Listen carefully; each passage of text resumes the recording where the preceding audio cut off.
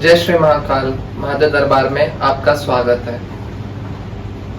शास्त्र कभी ये नहीं कहता कि ये दिशा अच्छी है, ये दिशा खराब है। शास्त्र के अनुसार चारों दिशाएं अच्छी है।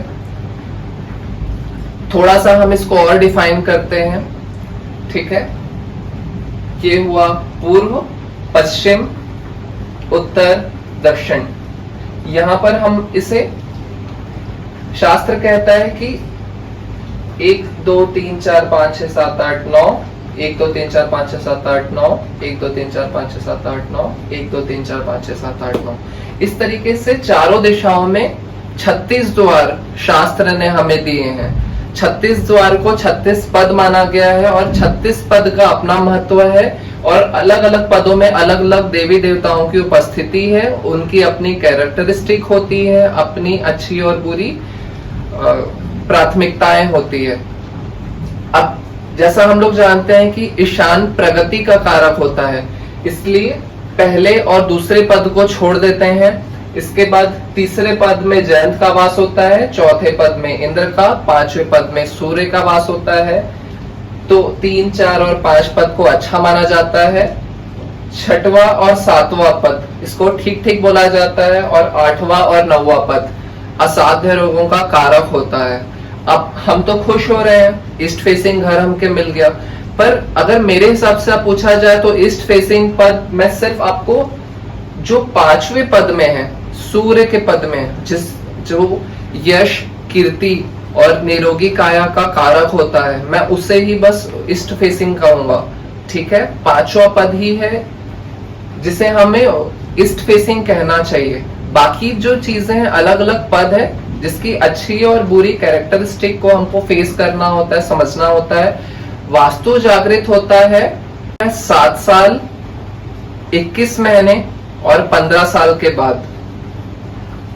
वास्तु दोष और वास्तु के अच्छी व्यवस्था का प्रभाव आपके जीवन में दिखने लगता है, जैसा शास्त्रों में वर्णन किया जाता है।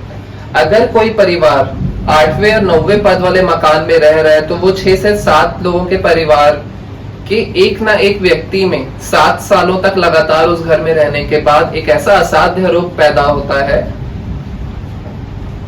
जिसका इलाज मेडिकल साइंस में नहीं है।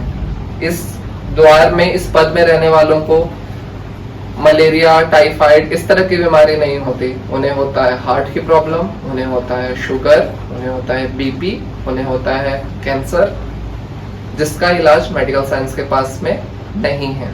शास्त्रों के अनुसार देखा जाए तो दक्षिण दिशा ऐसे तो चिंताजनक है, पर दक्षिण दिशा में भी एक पद बहुत अच्छा माना गया है। आइए इस बारे में प्रकाश डालते हैं।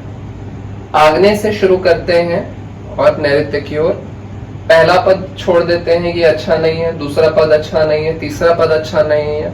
चौथा पद दक्षिण दिशा में ये एक पद दिया गया है जो अच्छा है, जिस दिशा में आप द्वार दे सकते हैं। उसके बाद 5वां पद, 6वां, 7वां, 8वां, 9वां ये सारे पद को छोड़ देना है।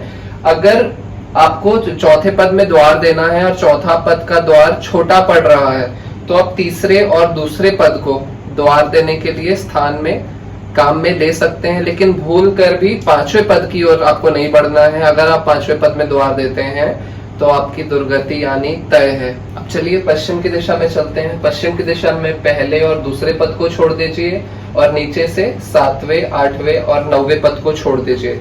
इन दिशाओं में द्वार नहीं देना है।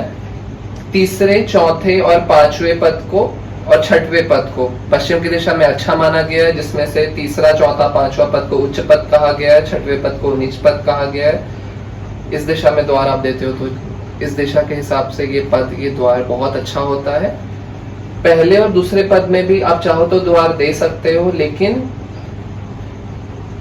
पहला और दूसरा पद एक पुरुष के लिए, एक मेल के लिए विदेश गमन का, विदेश जाने का, परदेश जाने का कारक बनता है। पर अगर उसके विदेश जाने का नहीं होता है योग, अगर वो विदेश नहीं जाते हैं तो उनके एक्स्ट्रा मैरिटिकल अफेयर का ये दिशा योग बनाता है। और इसमें से जो 5वां पद है ये शनि का पद है। इस पद में रहने वाले लोग बहुत ज्यादा भक्ति भाव में डूबे हुए होते हैं, लेकिन ये 5वां पद किसी भी ऐसे व्यक्ति को ये पद नहीं फलता जो गवर्नमेंट जॉब वाला हो या किसी ऐसे काम को करता हो जहाँ ऊपरी कमाई आती हो, क्योंकि जो शनिदेव होते हैं उन्हें बिना मेहनत का पैसा नहीं फलता। इसीलिए जो लोग गवर्नमेंट जॉब करते हैं या इस तरह का उनका काम होता है जहाँ पे ऊपरी कमाई आती है, उनको इस 5वें पद वाले घर पे नहीं रहना चाहिए। इनके साथ ऐसा होगा कि ये ऊपरी कमाई के द्वारा अगर 10,000 रुपए लेकर आते हैं तो हफ्ते भर के अंदर में 12,000 रुपए उस घर से जाने के लिए अपने आप रास्ता बन जाता है। अब यहाँ पे आप देखेंगे 7वां, 8वां, 9वां पद पश्चिम की दिशा में और यहाँ दक्षिण की ओर से 5, 6, 7, 8, 9 ये पद, इसे आप नैऋत्य बोल सकते हैं। नैऋत्य प्रवेश द्वार वाले घर में अगर वो घर आपको फ्री में मिले, मुफ्त में मिले, तब भी उस घर में आपको नहीं रहना चाहिए। जैसे ईशान आपके जीवन में प्रगति लाता है, वैसे ही नैऋत्य ये राहु का स्थान होता है, ये आपके जीवन में दुर्गति लाता है। अगर कोई व्यक्ति इस प्रवेश द्वार वाले घर में रहता है तो कोई एजुकेशन से हारेगा, किसी के यहाँ पे मैरिड लाइफ डिस्टर्ब होगी, किसी को कोर्ट केस होगा, कोई फाइनेंशियली डिस्टर्ब होगा, किसी न किसी तरीके से उसके जीवन में दुर्गति आनी तय है। इसीलिए अगर नैऋत्य प्रवेश द्वार वाला घर आपको मिलता है तो इसे जितना हो सके अवॉइड करिए। उत्तर की ओर हम देखेंगे, पहला और दूसरा पद छोड़ दीजिए, 8वां और 9वां पद छोड़ दीजिए, तीसरा, चौथा, 5वां, 6वां और 7वां ये 5 पद उत्तर की ओर दिए गए हैं जो धन लाभ का कारक बनते हैं।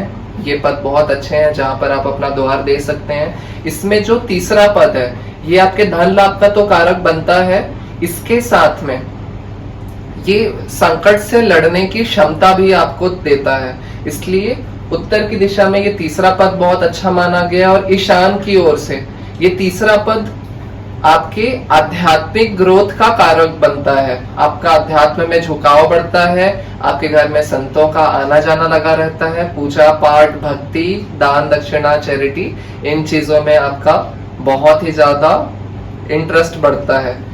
तो इस तरीके से ये सारी दिशाओं के सारे पदों के बारे में हमने शॉर्ट में डिस्कशन किया। आप अपने घर को प्रॉपर नापिएगा, ठीक है, मैप करिएगा और अपने घर की जो एंट्रेंस वाली दिशा है इसको प्रॉपर 9 खंडों में बांट लीजिएगा और उसके हिसाब से आप चेक करिएगा कि आपका घर का जो द्वार है वो कौन से पद में है, वो अच्छा है, बुरा है, और जो चीजें यहाँ पर बताई गई है वो चीजों को आप अपने जीवन में देख पा रहे हैं कि नहीं। आगे की जानकारी अगले वीडियो में। जय श्री महाकाल।